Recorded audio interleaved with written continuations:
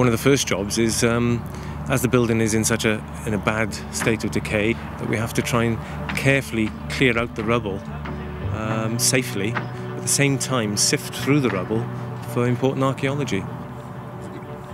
Well, the work itself is ultimately to restore the building, but also to convert it.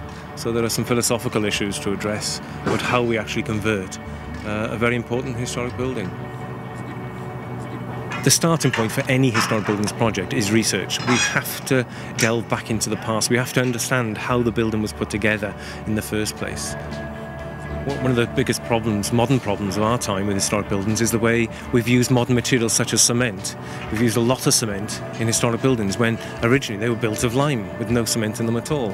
And you see lime in everything in historic buildings, whether it's putting one stone or brick upon another to bind it together in lime mortar, or whether you're plastering, it's lime plaster, it's the same material, or whether you're painting, it's watered down lime plaster to give you a paint called lime wash. So everything was lime, and using cement tends to sort of clog up the pores of the building effectively.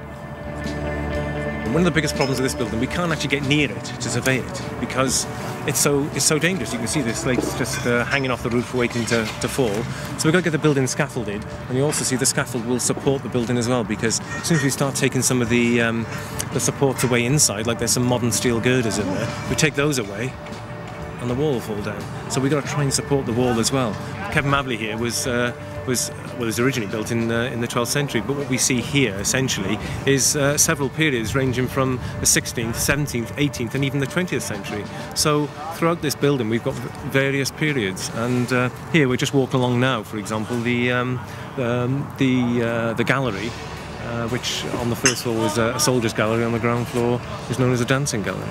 So, and on the end of the building we've got the chapel, which was probably early 19th century, and then just the buttresses were added in the late 19th century. So buildings are always being changed by the different people who live in them. They want to make their own mark, they want to make their own alterations, just as we want to put an extension on our house today.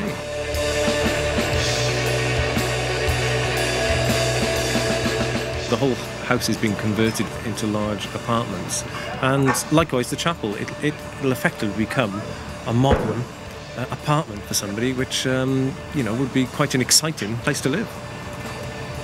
I'm not concerned personally about converting a building like this. I think it's how you do it, it's how sensitively you do it. We're restoring to a period which is as late as possible, because even recent history, its most recent period of maybe the 19th century, that is part of its history, it's part of the story of Cefn Mably, so we don't necessarily want to destroy that to get at something else. Preservation is very much about archaeology, about pickling something, freezing it in time, whereas conservation is more about making something live and giving it a new life so that a building can carry on being used into the future.